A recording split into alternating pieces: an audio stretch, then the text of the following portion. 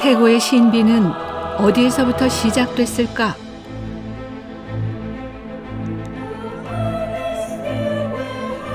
커다란 여인이 있었다. 이 여인은 하늘과 땅을 분리시키고 바다뿐인 곳에 흙을 퍼날라 바닥을 메웠다. 여인의 털은 나무가 되었고 여인의 뼈와 살은 돌과 바위 그리고 산이 되었다. 그렇게 세상은 시작되었다. 몸 하나로 제주를 만든 여인, 창세 여신 설문대. 그녀가 곧 제주였다.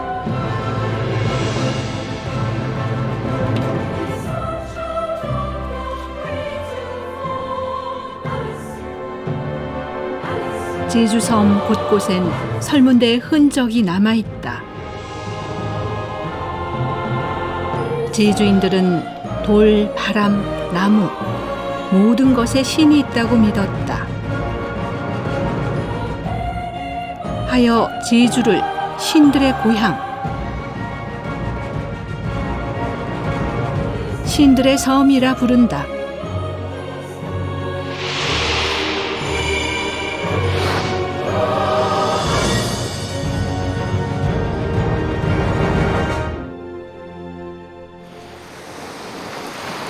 거친 바다는 섬 사람들에게 삶의 터전이었다. 목숨을 내걸고 바당밭을 일궈야 하는 힘겨운 삶.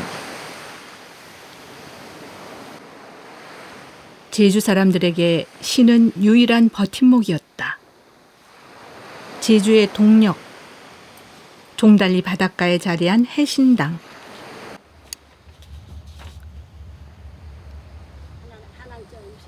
어부와 해녀들을 위한 당이다. 해녀들은 바다에 들어가기 전이면 이곳을 들른다. 약간의 돈과 집에서 먹는 음식으로 차려진 소박한 상, 무산영을 빌며 정성을 올린다. 희약이 어쭈게 와 닿으면 그냥 잠자당이라도 일어나고 또 바다에 특히 잠수들은 다니다 보면 생각 잔여 시리 막 숨이 막히거나 몸이 좀 원치 않은 게시리 또 괴로울 때도 있고 할 때 그럴 때는 얼른 생각할 땐 바닥에 아이고 왕님 좀 보살펴 주십시오 이렇게 해서 또 그런 기도하는 그런 내용도 있고. 고단하고 척박한 삶 속에서 영혼의 안식처이자 기원을 담아내는 곳. 신당은 제주인의 삶을 관통해 민간 신앙으로 전승돼 왔다. 제주는 당 500, 절 500이라 일컬을 만큼 신당이 많다. 마을마다 신이 자리 잡고 있는데 현존하는 신당만 300여 곳에 이른다. 18,000 신이 산다는 제주. 곳곳의 풍광과 사람 속엔 신들의 이야기로 가득 차 있다. 신이 살고 있는 곳으로 여겨지던 한라산 영실. 이곳엔 창세 여신 설문대와 그의 아들들인 500장군의 전설이 깃들여 있다. 어미가 죽을 수다 솥에 빠져 죽은 걸 모르고 맛있게 죽을 먹은 아들들. 손 밑바닥에 있는 뼈를 발견한 막내는 그 슬픔에 멀리 서쪽 바다로 뛰어가 외로운 바위가 되었다.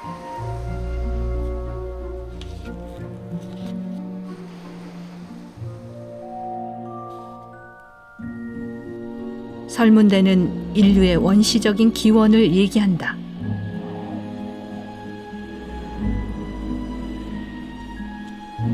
거대한 여신에 의해 창조된 세상.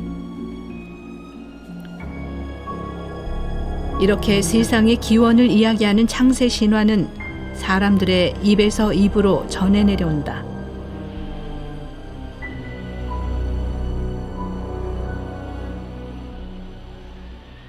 어떻게 보면 한국에 창조 신화, 창세 신화가 없어요.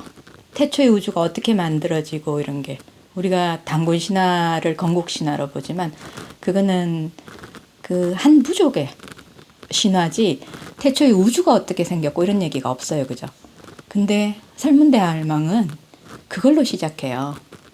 저 바다가 어떻게 만들어지고 저 산이 어떻게 만들어지고 저 오름들이 어떻게 만들어지고. 그래서 제주의 우주가, 제주를 뭐 작은 섬이라고 얘기를 하는데 평면적으로는 작은 섬일 수 있을 것 같은데요. 제주의 그 많은 신들의 세계로 어떻게 보면 수직적으로 굉장히 열려있는 세계라 그 한라산이 제주 우주의 중심이라고 얘기를 하고요. 백록담을 은하수를 하늘에서 끌어내려 놓은 거라고 얘기를 한단 말이에요. 그 말은 제주 우주는 지구의 우주의 중심축에 있어서요. 이 참계와 바다 및 지하 세계가 다 연결됐다는 점에 있어서 엄청 큰 세상이었죠. 역사가 흐름에 따라 신은 직능별로 분화되었다. 12명의 일반 신은 각각의 직능을 가지고 제주의 모든 일을 관장한다. 제주에선 무속을 통해 12신의 이야기인 본풀이가 계승되고 있다. 본풀이는 신이 어떻게 좌정됐고 무엇을 관장하게 됐는지 설명해준다. 총명부인 난디행 너희리난 총명부인예 본상. 그중 첫 번째인 천지왕 이야기는 설문대의 원시 시대보다 정교하게 천지 창조의 이야기를 풀어낸다. 하늘과 지상계가 큰 나무 줄기로 이어져 있던 시절, 천지왕은 두 형제에게 임무를 내렸다. 땅을 뜨겁게 하는 두 개의 태양, 세상을 차갑게 하는 두 개의 달을 활로 쏘아 떨어뜨려라. 이는 인류가 자연에 투쟁해온 과정을 상징한다. 제주도 신화에 이제 그 창세 신화가 그 잘 보존되어 있다는 것이 이제 제주 신화의 중요한 장점 중에 하나인데, 초기 인류가 이제 지구상에 존재하면서 엄혹한 자연 환경 속에서 투쟁하고 살아남는 어떤 그런 과정이었다고 할 수 있고, 그런 어떤 일련의 자연에 적응해가는 과정이 신화적 상상력으로 발휘되어서 창세 신화와 같은 형태로 나타났다. 이와 비슷한 이야기를 담은 신화는 세계 곳곳에 존재한다. 태양을 향해 활을 겨누는 그리스 신화의 헤라클레스나 9개의 태양과 9개의 달을 쏘아 떨어뜨린 중국 예의 신화. 역사 이전의 세상에 대한 인류 공통의 기억이 신화를 통해 드러나는 것이다. 射日神话的这种母题呢，在世界各国都存在。据中国神话学者统计，射日神话存在的民族大概有27个，其中有一些民族的神话是和济州岛一样的。这个射日神话往往出现在洪水神话之后，那么人类在经历了洪水的灾难之后，又经历了一场很严酷的这种干旱的状态，而在干旱的这种极其恶劣的自然生存环境之下，射日英雄用他的这种箭把太阳射落下来，表现了人类对大自然的一种征服，人类对自然的主宰，人类企图战胜自然的一种渴望。 인류가 자연을 극복한 가장 큰 성과는 농업이다.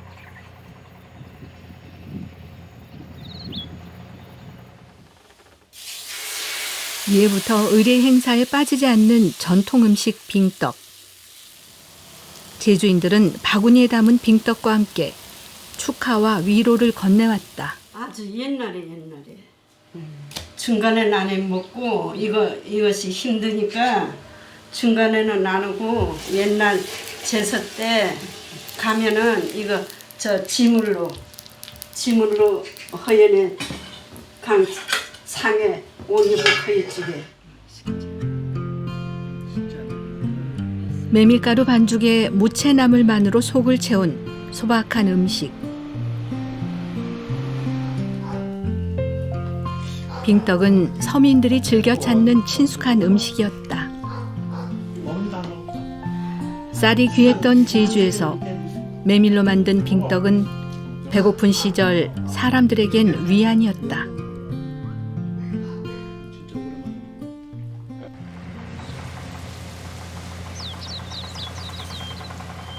제주는 전국 최대 메밀 주산지다.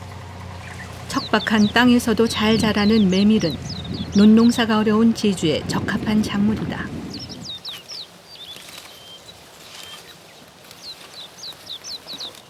특히 메밀은 다른 작물보다 늦게 씨를 뿌려도 재배 기간이 짧아 1년에 2모작도 가능했다.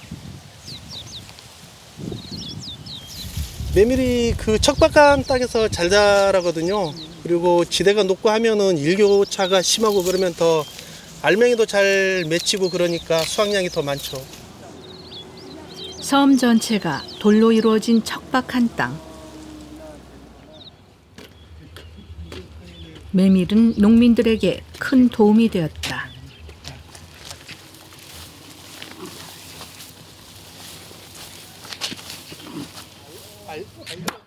메밀은 구황 작물이기도 했다.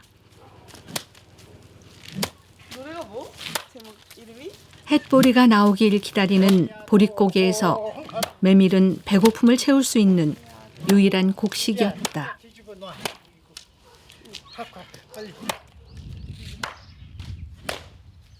옛날 보릿고개 생각하면 메밀 생각이 납니다. 맷돌이니까 뭐 잘 안 돼가지고 가을이 나오면 그거 보고 제주도 말로 는쟁이라 그러는데 그걸로 이제 범벅을 해가지고 이거 맛있게 먹죠. 그 쌀은 내다 팔고 돈 사고 그거를 이제 먹고 하면서 이제 그런 생각이 나죠. 그래서 이제 어려운 시절에 뭐 그렇게 한 적이 있습니다. 귀한 메밀은 어디에서 왔을까? 세경 본풀에 따르면 농경의 여신 자청비가 가져왔다고 전해진다. 그러니까 그때 맞아요. 초감지할 때 뭐 문도령, 문곡성, 자청비가 주름 지역이 나요. 옛날 늙도록 자식이 없던 한 대간 부부가 있었다. 그들이 스스로 청해서 얻었기에 붙은 이름 바로 자청비.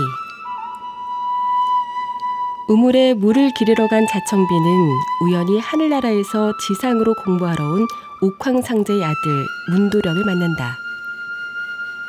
물을 한 모금 마시게 해달라는 문도령에게 한눈에 반한 자청비. 남장을 하고 문도령과 함께 절에 들어가 공부를 하기로 결심한다.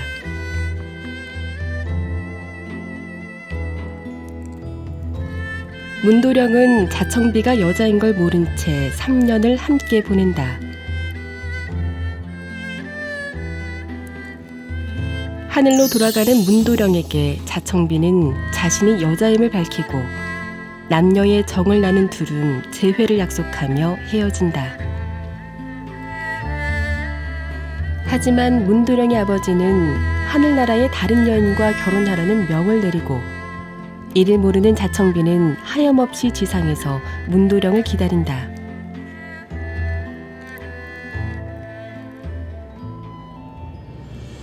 자청비를 흠모하던 이가 있었으니 소 9마리, 돼지 9마리를 동시에 먹는 집안의 노비 정수남이었다.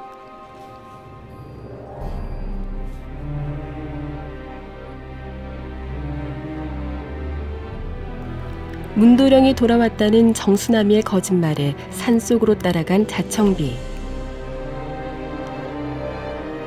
겁탈하려는 정수남이에게 움막을 지어 함께 살자고 위인한다. 정수남이가 속임수에 넘어가자 자청비는 넝쿨로 그의 귀를 찔러 죽게 한다. 집안의 재산을 없앴다는 죄로 부모님으로부터 쫓겨난 자청비. 이승과 저승을 연결하는 신비의 공간 서천꽃밭으로 향한다. 서천꽃밭에 환상꽃을 꺾어다 다시 정수남이를 살려냈지만 이러한 그녀를 괴상하게 여긴 부모님은 그녀를 다시 받아주지 않는다.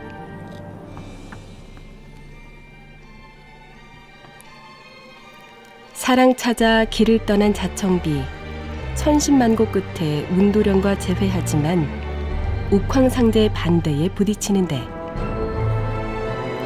옥황상제는 자청비에게 칼선 다리를 건너면 둘의 결혼을 허락하겠노라 약속한다.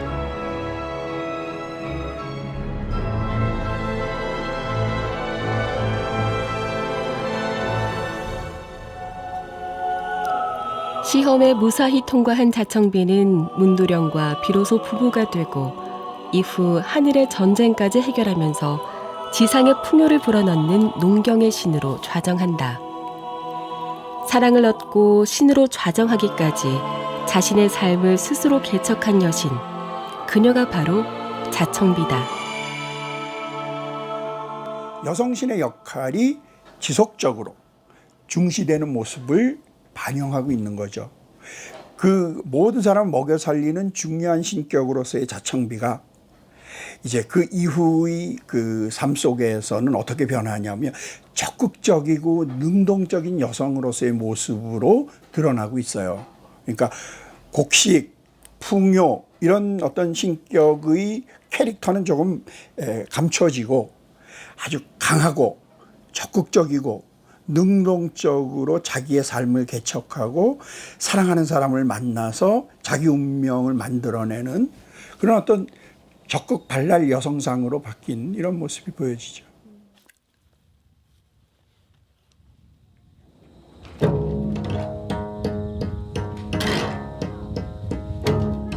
신인은 시험을 통과해 오곡종자를 갖고 지상계로 온 자청비. 자청비 덕분에 인간은 농사를 지을 수 있게 됐고 그녀는 농경의 신인 세경신으로 좌정한다.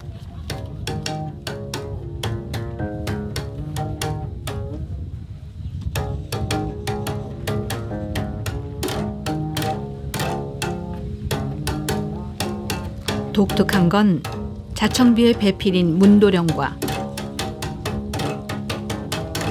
자청비를 겁탈하려 했던 노비 정수남이 역시 자청비와 함께 세경신으로 좌정한다는 것이다.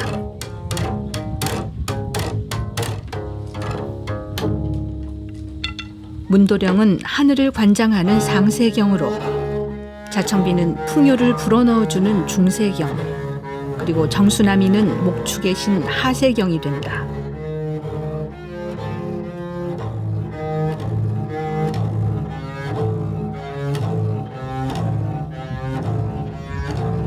세경신들은 함께 어우러져 이 세상의 풍요로움과 번성을 관장한다.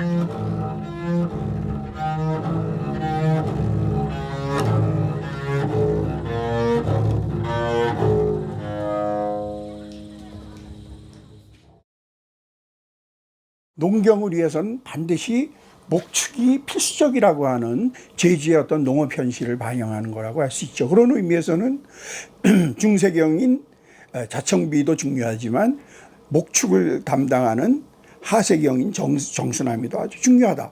이런 것들을 보여주는 예가 아닌가 생각이 되고요. 상세경은 아무 역할도 안 하지만은 하늘의 신, 그러니까 아마 비의 신격이 아니었을까. 농경과 비의 관계 이런 의미인 것 같습니다.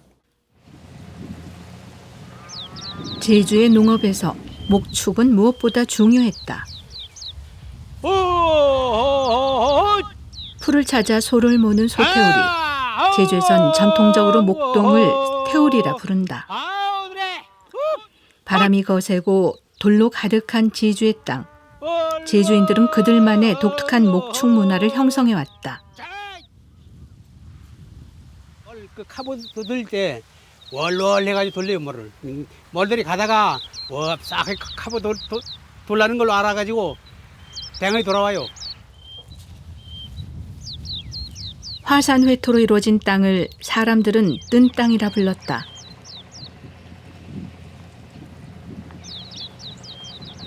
이 땅을 활용하기 위해 사람들은 소와 말의 발을 빌렸다.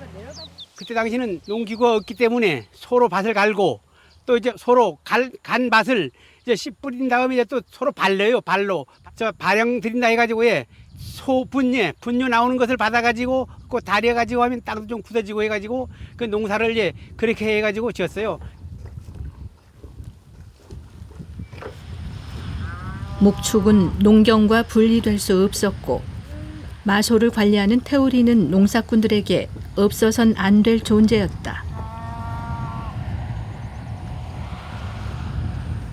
못 와가지고 한 밭 조금 안 하면 안 벌봐줘요. 또 많은 데만 가고 그런데 갈 때는 꼭 뭘 행가냐면은 씨맹탱이에 씨 갖고 가는 것에 맹탱이에 잘리에다가 생선에 옛날은 우럭이나 옥돔에 그게 귀했는데 그걸 이제 막 몇 년 묵은 거라도 그림 남가가지고 태우리 하시 구워 먹이고 이제 또 술도 귀했는데 그때 그 독주 빤 것들 그거 가가지고 한 잔 주고 또 이제 일당도 좀 덜어 좀 주고 그렇게 했어요.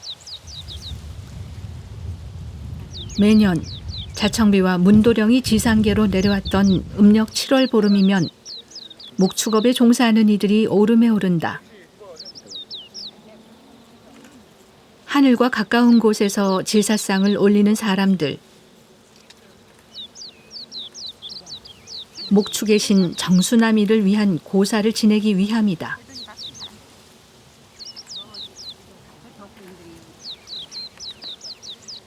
이곳 사람들은 신에게 절을 하지 않고 대신에 풍요를 기원하는 의식을 행한다.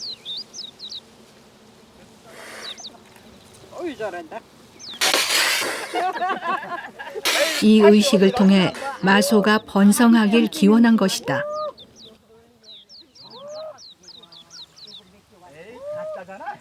원래 백중 절간에 내일 백중 기도해요. 그런데 우리 이 목동들 축산하는 사람들은 오늘 하거든. 소원이 축산 잘 되게 해달라고. 소 잘 크고 새끼 잘 순놈으로 잘 낳고 하게시를 해달라고. 평생 목축을 업으로 여겨 살아온 사람들.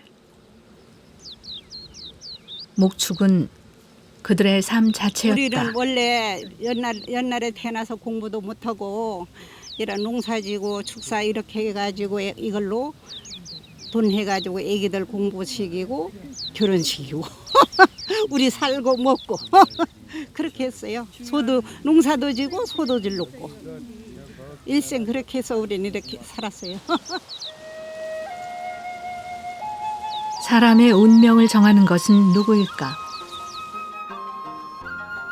삼공본풀에 따르면 운명을 관장하는 신은 가문장악이다. 지독히도 가난한 부부가 있었다. 구걸과 품팔이로 연명하던 이들은 세 딸을 낳았는데 마을 사람들은 그릇의 이름을 따 은장아기와 노장아기 그리고 가문장아기라 불렀다. 셋째 가문장아기가 태어난 이후 이 집에 변화가 생긴다. 가세가 흥하기 시작해 부자가 된 것이다. 어느 날 부자가 된 부모는 세 자매를 모아놓고 누구 덕에 살고 있느냐고 묻는다. 언니들 모두 부모의 은덕에 산다고 말하지만 셋째 가문장아기는 내가 여자이므로 내 복에 산다고 말한다. 화가 난 부모는 그 길로 셋째를 내쫓는다. 집에서 쫓겨난 가문장아기, 말을 캐서 먹고 사는 삼형제의 집에 머물게 되는데 첫째와 둘째는 말을 삶아 자신이 먹고 남은 걸 부모에게 주는 데 반해 셋째는 부모를 먼저 모시는 걸 보고 가문장악인 셋째와 혼인을 결심한다.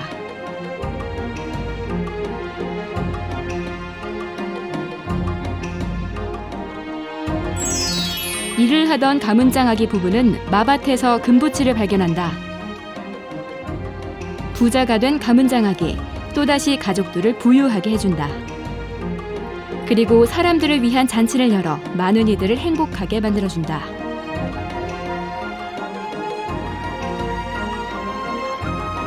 내 복에 산다고 말하며 스스로 운명을 개척한 가문장아기는 운명의 신, 삼공신으로 좌정한다. 신화 속 가문장아기의 모습은 거친 바당밭을 일구며 살아가는 제주 여성들과 닮아있다.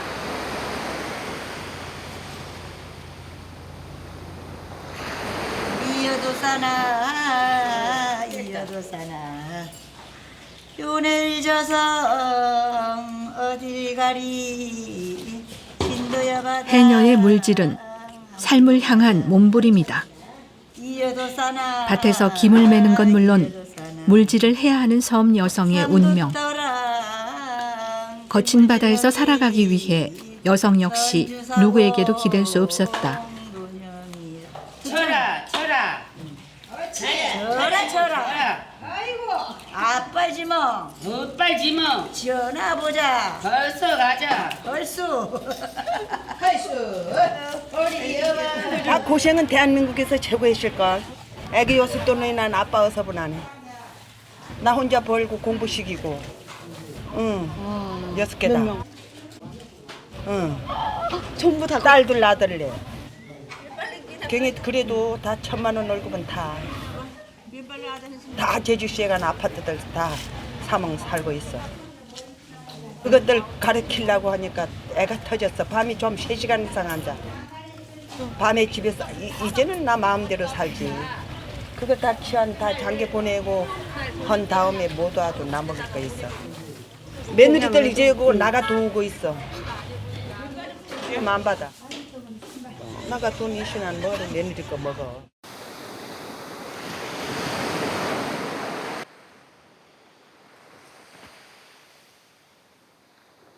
제주도에서는 어떤 전생 인연을 전상이라고 한다. 전상에 대한 어떤 그 옛날 문헌의 기록 같은 데를 보면은 어떤 뭐 전생 이런 걸 연상시키는 것 같아요.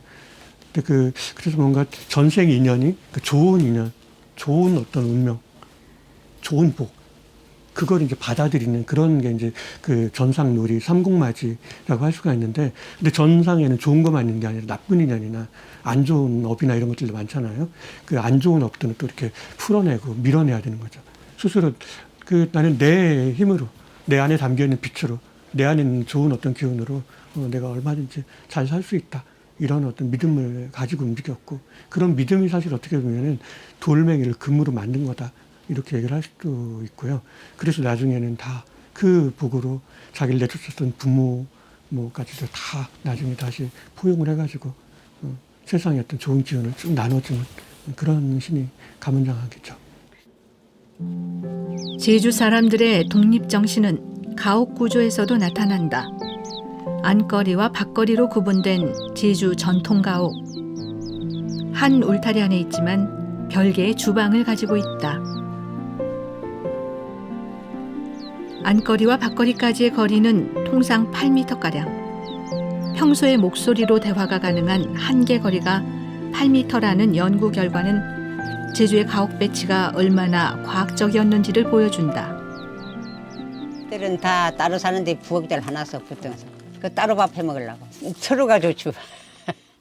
서로가 좋게 아들네도 따로 해 먹고 어머니도 따로 해 먹으면 마음대로 아무거나도 먹고 싶은 거 먹고. 특히 부모들은 자식이 혼이 나면 큰 집인 안거리를 내어준다.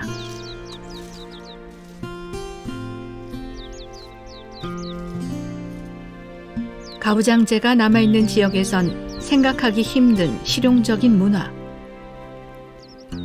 제주만의 공존 방식이다. 안거리를 아들네 줘도 또 어머니 아버지는 밭거리로 살려면 살아. 왜 그렇게 하는 거예요? 아들 좋은 집 주려고 한 거죠. 서로가 독립적이기 때문에 지킬 수 있는 가치, 공존. 이는 신들의 모습에서도 찾을 수 있다. 제주는 마을마다 마을 신인 당신을 모신다. 이를 본향당이라 부른다. 본향당엔 각 마을마다 당신이 좌정한 내력이 구전되는데 특이한 건 여신과 남신, 그리고 이혼을 하거나 문제를 저지른 신도 모두 모셔진다는 점이다. 와흘 본향당에도 부정을 저질러 쫓겨난 부인과 남편이 한 울타리에 모셔져 있다. 제주의 당에서만 느낄 수 있는 너그러운 공존 문화다. 제주도의 그 특성이라고 한다면은 당 신화들이 많이 보존되어 있다는 것, 그 본토에는 당신화라는 건 없습니다. 당굿이라고 하는 것이 본토에는 없죠. 그런 것이 이제 그 제법 장편설화예요. 아마 한 1~2페이지 정도는 되는 스토리를 갖추고 있는데, 그런 것이 이제 더 성장이 되면은 일리아드니 오디세이니 이런 무용담으로 장편서사시로 전개될 수 있는 그 소지를 충분히 보여주고 있는 것입니다.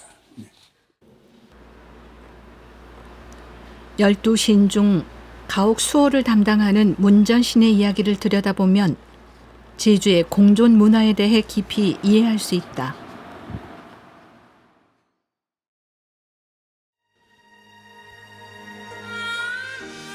가옥을 수호하는 문전신의 본래 이름은 녹디생이.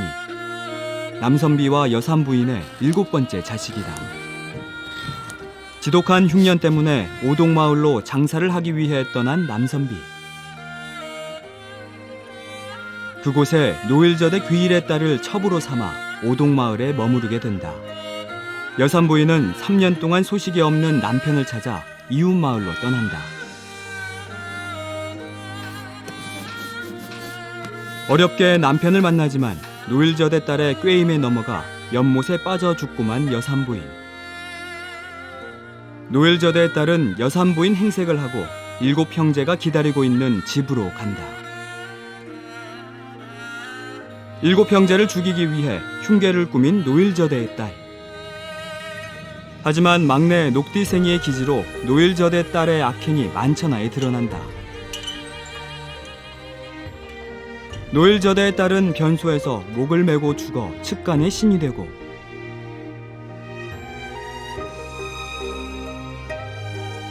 달아나던 남선비는 정랑에 부딪혀 정랑신이 된다.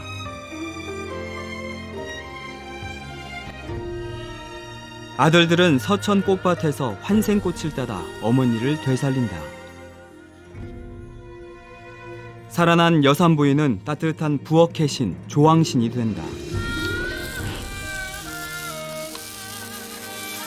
슬기롭게 문제를 해결한 7 형제. 6 형제는 집의 동서남북을 관장하는 오방신으로,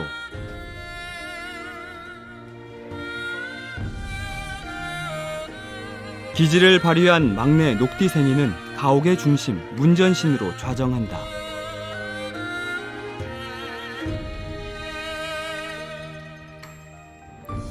이들 모두 집안 곳곳에 머물며 우리와 함께 살아가고 있다.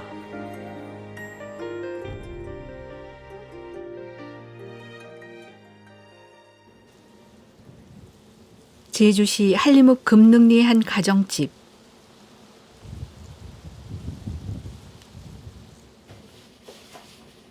음식을 장만하는 손길이 분주하다. 8년 전 돌아가신 집안 어르신의 기일을 맞아 준비가 한창이다.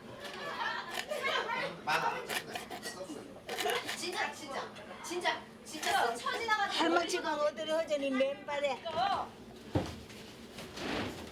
음식 준비가 끝나면 제사상을 차리기 시작한다.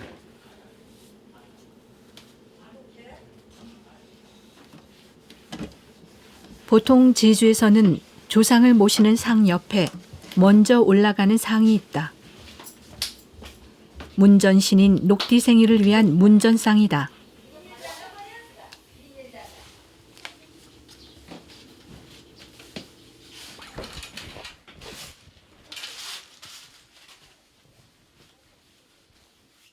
문전상이요.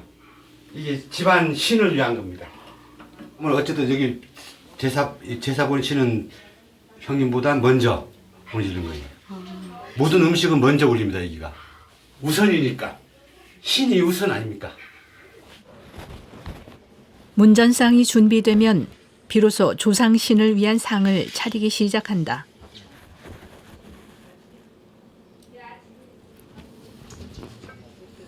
문전상은 문전신만을 위한 상은 아니다. 가옥을 지키는 신 모두를 위한 것.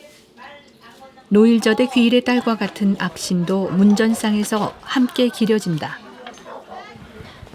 뭐 여러 가지 신들이 있죠. 이제 화장실에 가면 화장실을 이제 지켜는 신이 있고, 또 부엌에 가면 부엌신이 있고 마루에는 마루의 신이 있고 다 이렇게 해서 여러 가지 신들이 다 그 각 방마다 존재하는 걸로 옛날부터 우리는 그렇게 그 믿어왔고 우리 토속의 그 신앙인데 한마디로 믿어왔기 때문에 그 신을 모아서 이렇게 집안을 보호해달라는 의미에서 문전제를 지내고 있는 겁니다.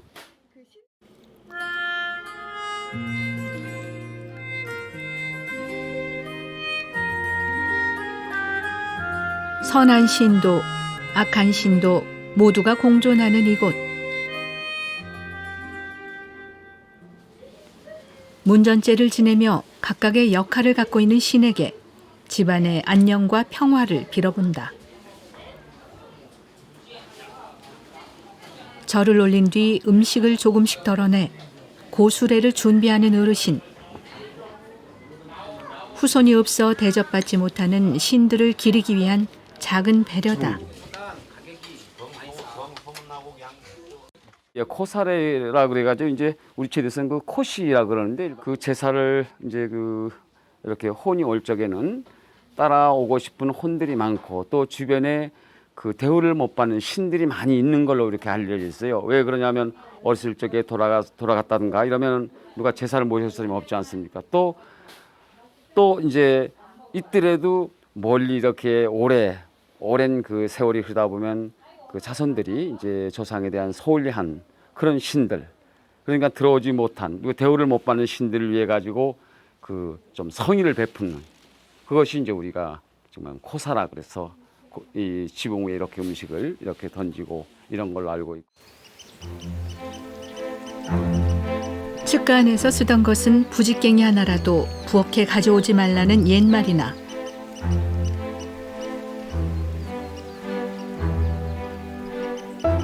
신들이 잠시 자리를 비운 사이 이사를 가거나 집을 고쳐야 한다는 신구간 전통은 옛사람들에게 있어 과학의 또 다른 이름이었다.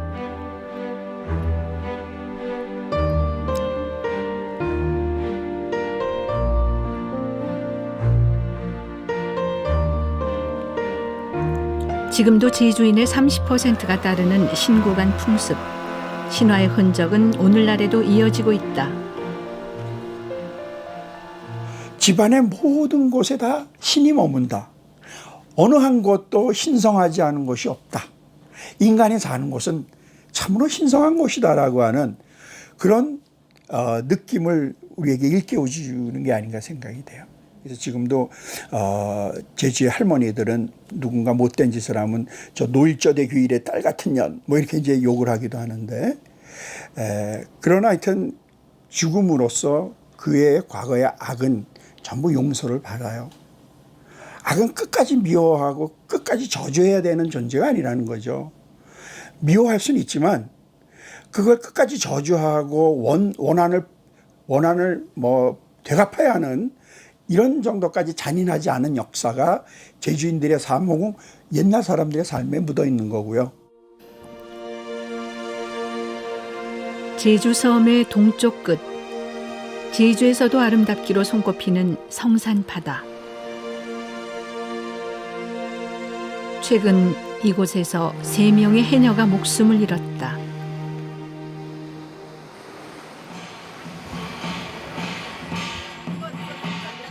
죽은 이들을 기리기 위해 해녀들은 오랜만에 무혼굿을 준비했다. 정성껏 기매를 접는 해녀들. 신의 형상을 한 기매를 접는 것부터가 굿의 시작이다.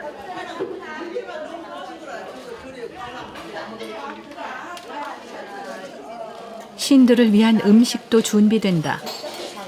흔히 신떡이라 부르는 하얀 증편은 하늘의 신을 상징하는 음식. 해녀들이 바다에서 직접 잡은 해산물도 상에 올렸다.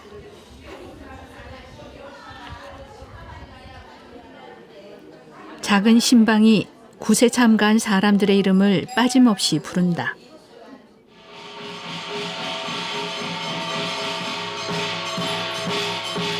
그리고 18,000신을 부르는 의식, 초감제가 시작된다.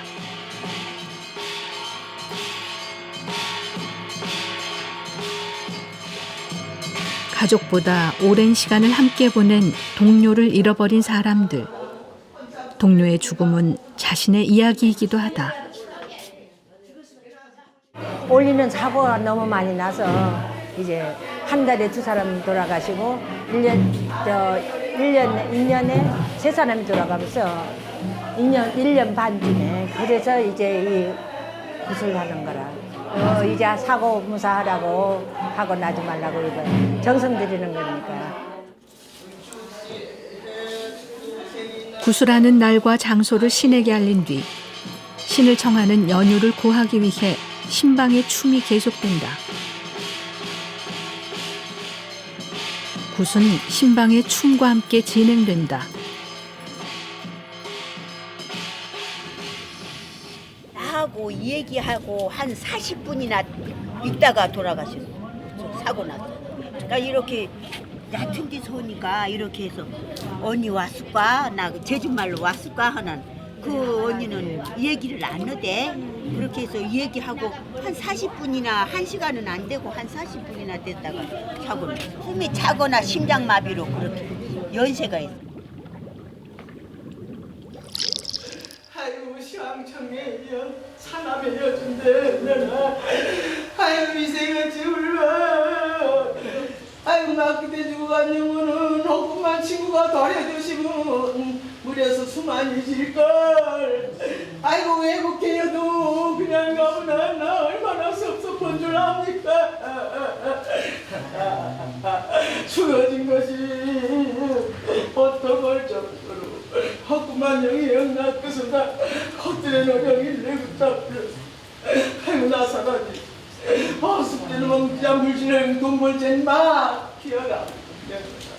섭섭합니다마는 어떤 겁니까. 나가 살전이 없으면 죽음 이승을 떠릴까.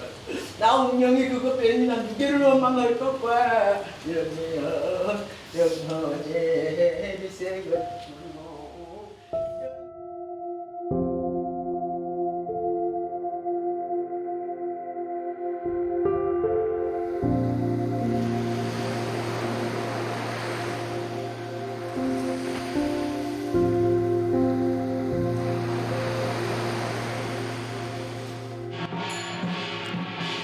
망자를 위로하고 살아있는 이들을 위한 시간.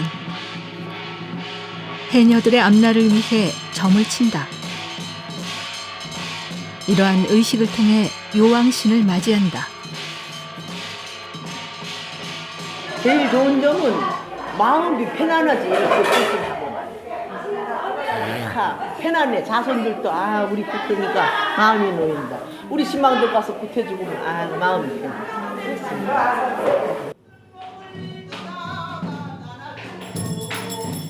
무혼굿의 핵심인 요왕맞이가 끝나면 애곤을 쫓고 풍요를 기원하며 다 함께 춤추며 노래한다.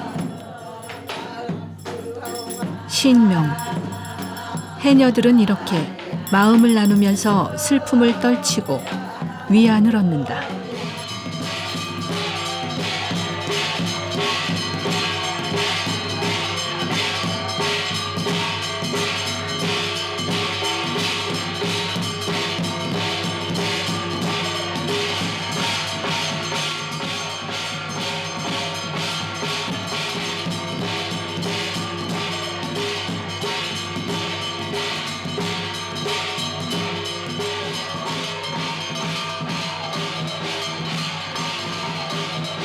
요왕신은 그렇게 해녀들을 위로하고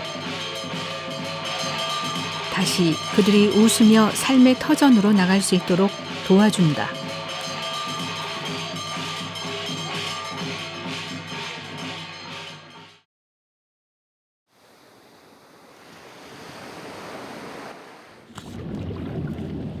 무혼굿이 끝난 다음 날 해녀들은 다시 일터로 나갔다. 숨을 참으며 저승돈을 벌기 위해 가는 길. 그 바닷속에 해녀들의 눈물과 희망이 담겨 있다.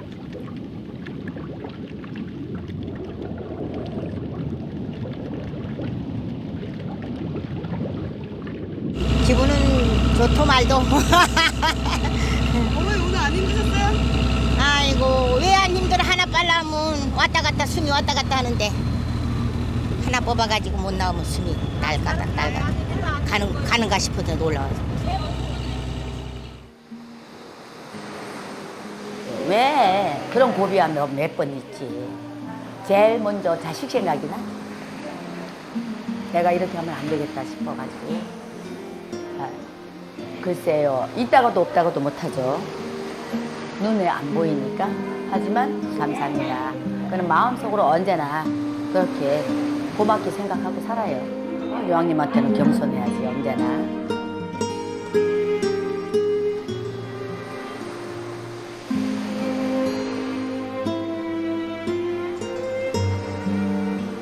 신화가 많은 사람들이 저기 뭐 까마득하게 멀리 있는 뭐 높은 데 있는 어떤 신들에 관한 이야기다 이렇게 생각들을 많이 하는데 사실은 우리 삶에 관한 이야기가 신화다.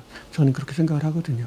그 우리나라 신화는 뭐 제주도 신화도 마찬가지지만 신이 어디 있다고 얘기를 하냐면은 우리 안에 있다고 얘기를 하거든요.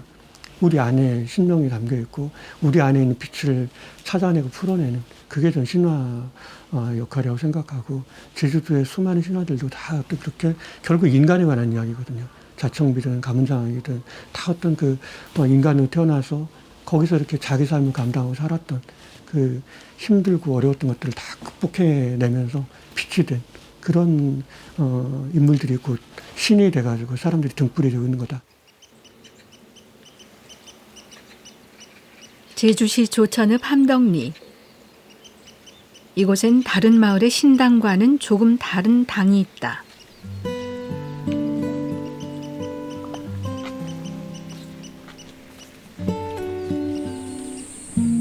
존하니 모루당. 100년 전 실존했던 고씨 할머니를 모신 곳이다. 할머니로부터 은혜를 입은 누군가가 이곳에 비석을 세웠다.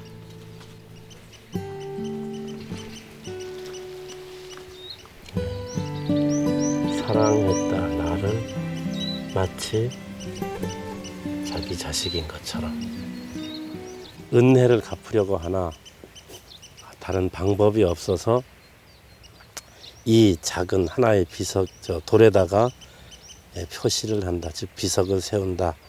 나의 정을 나타낸다 이렇게 썼어요. 표기정. 내가 그 은혜에 보답하는 마음을 뜻하는 거겠죠. 그런 내용으로 써져 있습니다. 일반 묘지와 비슷해 보이지만 이곳이 마을의 신당으로 기능하고 있다는 흔적은 곳곳에 남아있다.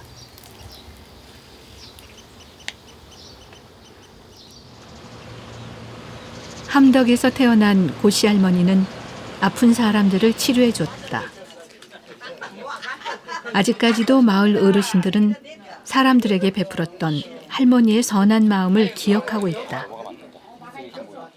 덕이 원래 덕이 많은 할머니고 심성이 좋은 할머니니까 자기가 돌아가셔도 후세 아이들이라도 잘 되게 하게끔 그런 마음가짐을 가져 있는 할머니가 거기 묻혀 있기 때문에 다음에 딸들이 가서 누가 가서 빌어도 거기 가서 빌어도 말명도 잘 안 해. 불쌍한 우리 손지들 와심에 할머니 넉디려 줍소 좋게 해 줍소 이것뿐이라 그렇게 해도 덕이 들어가지고 병이 나는다 이 말이라. 주변 사람들에게 인정을 베풀었던 고씨 할머니. 그녀는 그렇게 마을의 신이 되었다. 제 반세기 그 역사가 신화 속에서 문화재를 찾아다니다가 결국 이게 생각되는 것은 우리 조상들이 참 주름 잡힌 얼굴 속에서도 아름다운 얼굴을 볼 수 있었고 또 깊은 그 주름 속에서 우리 조상들이 그 한숨과 희망을 볼 수 있었습니다. 사람과 사람, 그리고 사람과 신은 그렇게 하나로 어우러져 이 세계를 만든다. 세상이 문명화하면서 빨리 변화해 갔어요. 그런데 제주는 변화하지 않은 채로 남아있잖아요. 그 변화하지 않은 그 내력이 바로 신화 속에 녹아 있는 거고 그 신화 속에 바로 원시 고대의 보편적 삶이 남겨져 있다는 거죠. 모든 인류가 잃어버렸을 법한 혹은 거의 잊혀져가는 그 사유들을 다시 우리의 역사 속에 복원함으로써 인간과 자연이 어우러져 살고 인간이 인간을 되먹이는 삶. 예전에 중세 그 이전의 삶이라는 건 뭐냐면요, 강자가 약자를 지배하는 삶이 아니라 강자가 늘 약자를 보호하고 공존하는 삶이었단 말이에요.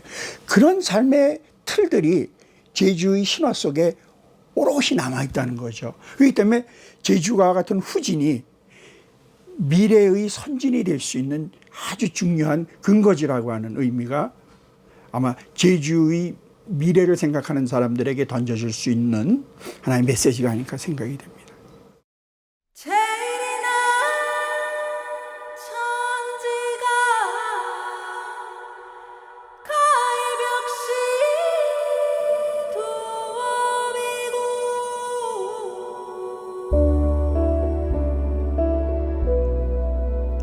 신화, 그것은 아주 머나먼 곳에 존재하는 신들의 이야기. 그러나 그것은 우리 옆집의 이야기일 수도, 마을 옆에 서 있는 한 나무의 이야기일지도 모른다.